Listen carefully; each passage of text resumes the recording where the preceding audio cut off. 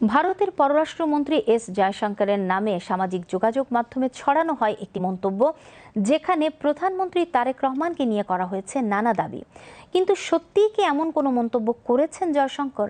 আর এই দাবিটি বা কোথা থেকে ছড়ালো? উত্তর খুঁজেছেন মোহাম্মদ গোলাম মর্তুজা।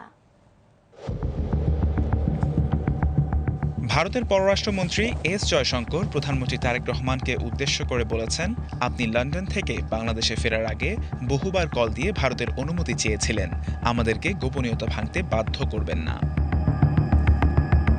সম্প্রতি সামাজিক যোগাযোগ মাধ্যমে এমন একটি পোস্ট ছড়িয়ে পড়ে। তবে ফ্যাক্ট চেক বলছে, এস জয়শঙ্কর এমন কোনো মন্তব্যই করেননি। আপনি সম্বোধন করে ছড়ানো এসব পোস্টে সরাসরি কারো নাম উল্লেখ করা হয়নি।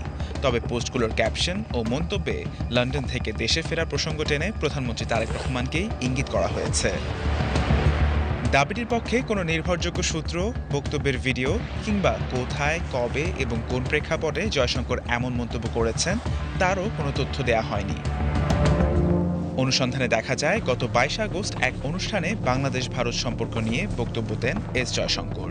সেখানে তিনি বলেন, দুই দেশের দ্বিপক্ষীয় সম্পর্ককে পারস্পরিক স্বার্থের পরীক্ষায় উত্তীর্ণ হতে হবে। এ বিষয়ে প্রকাশিত আন্তর্জাতিক ও দেশীয় সংবাদ প্রতিবেদনেও জয়শঙ্করের বক্তব্যের বিস্তারিত পাওয়া যায়। কিন্তু কোথাও তারেক রহমানকে উদ্দেশ্য করে আমাদেরকে গোপনীয়তা ভাঙতে বাধ্য করবেন না এমন কোনো বক্তব্যের উল্লেখ নেই। অর্থাৎ জয়শঙ্করের সাম্প্রতিক বক্তব্যকে ঘিরে প্রকাশিত নির্ভরযোগ্য সংবাদে যে তথ্য পাওয়া যাচ্ছে তার সঙ্গে সামাজিক যোগাযোগ মাধ্যমে ছড়ানো দাবিটির কোনো মিল নেই।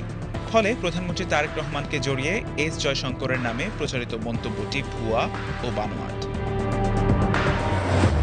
অনুসন্ধানে আরও দেখা যায়, আলোচিত দাবিটি ছড়িয়ে দেওয়ার ক্ষেত্রে বেশ কিছু অ্যাকাউন্টের মধ্যে শওকত হোসেন খান নামের একটি ফেসবুক প্রোফাইলের পোস্ট সামনে আসে। প্রোফাইলটিতে ওই ব্যক্তি নিজেকে শেখ হাসিনা সংগ্রাম পরিষদের সহসভাপতি হিসেবে পরিচয় দেন। এছাড়া একই ধরনের বিভিন্ন দাবির প্রচারের বিষয়েও তার প্রোফাইলের কার্যক্রম দেখা যায়। ফ্যাক্ট-চেকের এই তথ্য সামনে আসার পর প্রশ্ন উঠছে, যাচাইহীন তথ্য ছড়িয়ে রাজনৈতিক বিভ্রান্তি তৈরির চেষ্টা চলছে কিনা। ভুয়া দাবিটি ঘিরে সামাজিক যোগাযোগ মাধ্যমের মন্তব্যেও দেখা গেছে নানা প্রতিক্রিয়া। একজন লিখেছেন, ভারতের একের পর এক সফরের আমন্ত্রণ যে ফিরিয়ে দেয় সে আর যাই হোক, সত্যিকার অর্থেই তার কাছে সবার আগে বাংলাদেশই প্রাধান্য পাচ্ছে। অন্য একজনের মন্তব্য, ভুয়া তথ্য উপাত্তে নিজের ভিউ বৃদ্ধি এবং চমক দেখানোর দিন সম্ভবত আসছে ডিসেম্বর পর্যন্তই। আবার কেউ ব্যঙ্গ করে পোস্টকারীকে প্রশ্ন করেছেন, ইঁদুর গর্ত থেকে কি বলে। এমনকি আরেক মন্তব্যে সরাসরি বলা হয়েছে, আপনার গুজব কমেডিগুলো ভালোই লাগে। মন্তব্যগুলো থেকে বোঝা যায় দাবিটি নিয়ে সামাজিক যোগাযোগ মাধ্যমে সন্দেহ ও সমালোচনাও তৈরি হয়েছে।